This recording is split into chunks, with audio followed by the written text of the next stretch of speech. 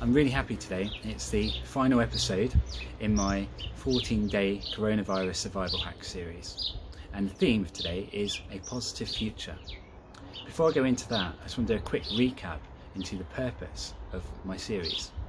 It was my own attempt to bring some positivity and best practice to help us all cope a little bit more easily with something most of us have not experienced in our lifetimes: social distancing, isolation, quarantine, lockdown, the emotional anxiety, the financial hardship it's caused, the uncertainty about our futures, the uncertainty about what's going to happen tomorrow. I put together a range of videos of really simple, practical hacks on a range of topics. The topics won't be for everyone, but there's something in the series for everyone.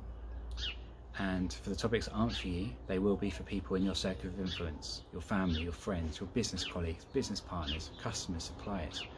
Please help me to help more people and share the series. Topics we've covered with really simple hacks: family togetherness, homeschooling, remote working, being kind to our minds, technology and the risk of burning ourselves out through increased reliance on it through coronavirus, how to understand the damage excessive screen use can cause to our eye health and our brain health, and how to have a healthier balance, which in turn can protect the health of our minds and our eyes, but can boost our productivity. We've looked at my favourite hobby, or one of my favourite hobbies, gardening, something I inherited from my late grandfather.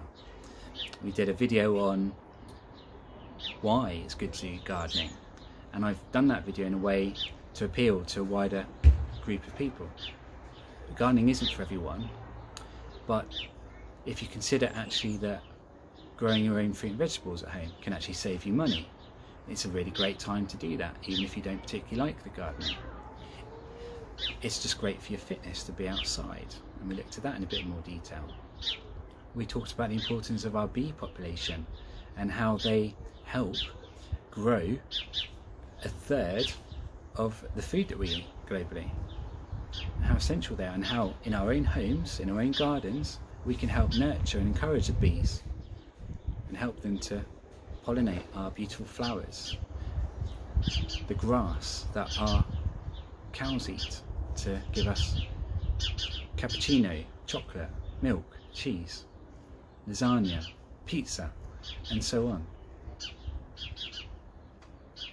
We've looked at the topic of furlough, both for people who've been unfortunate to be furloughed, but also sparing a thought for the business leaders and employers who had to make the difficult decisions to furlough their staff in the first place. I'm pretty sure that all, or at least most of them, did not do this with any malice or looking to force hardship on people. They're doing it to try and minimise the damage in a very difficult situation for all of us. We've looked at what we can draw from previous generations and how they had hardship through the world wars and how they recovered, how they came back. We've remembered them and how they gave us a lot of the freedom that we enjoy today. My late grandfather was a war hero from World War II. It was nice to honour him and remembering him recently as well. With all of that, I hope the hacks and the different videos are helpful to you. And I'm really feeling optimistic for the future, especially when you see some of the positivity that's come out in recent weeks. The great appreciation of our health sector and the doctors and nurses that are working double, triple time at the moment, putting their own lives at risk to keep us safe and to treat those who have had the more serious strain of coronavirus. We've had generally a good appreciation of the efforts our governments around the world are doing. They've got a really difficult situation and no one's perfect, and it's almost impossible to please everyone. So to see the majority of people being appreciative of our government efforts, it's really great to see. It's lovely to see that positivity, and something that I'm really holding on to right now. Increased appreciation for our education sector, our teachers and supporting staff in the schools. They've been slated so many times in the past, but thankfully this crisis in a positive way has now helped parents to even more appreciate the good that the education sector does for us and our children.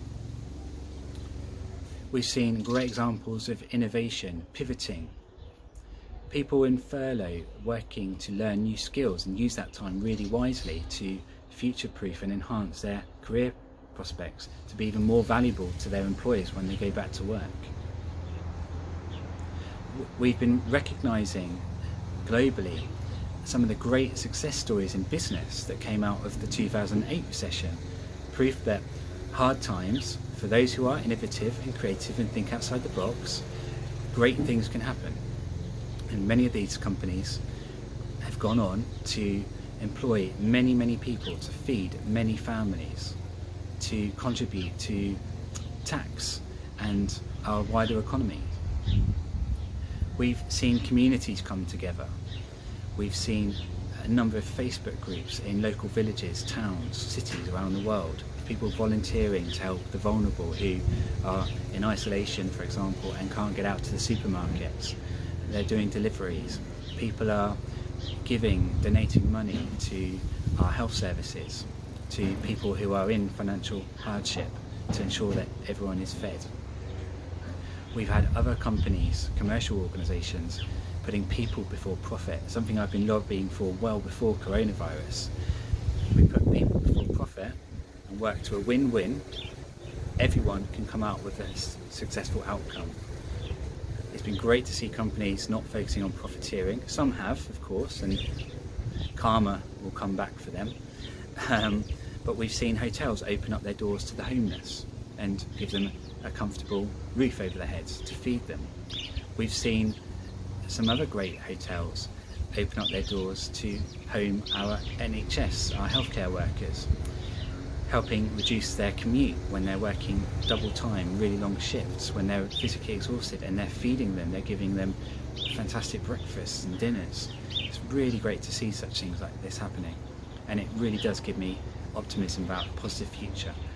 Whatever happens, it's going to be hard, but we're going to come through this, and we're only going to come through it through positivity, community, having each other's backs, and being innovative and creative. Thank you for watching my series. I do hope it's been helpful to you or others in your circle of influence. Please do stay subscribed, because I will be doing other stuff to help around the themes of mental health, mental fitness, productivity in the workplace, and well-being. And one of the things I'm going to be doing a lot more of over the coming weeks is I'll be interviewing a number of experts from around the world, from different backgrounds, different walks of life, giving their experiences, their stories of poor mental health and great mental health, and balancing that with life-work balance, productivity, career, business success. By getting these stories out there, we can learn from these great people. One of my favourites that's coming out is a global leader in music for mental health. So we'll be doing an interview there with this gentleman about the relationship between music and mental health. And I'll save any more detail for when that video comes out. In the meantime, stay safe, stay home. When you go out for your daily walk or your essential food shopping, follow the rules, keep your distance, don't touch your face, wash your hands, and let's look out for each other, be kind, be positive, one day at a time. We can do this.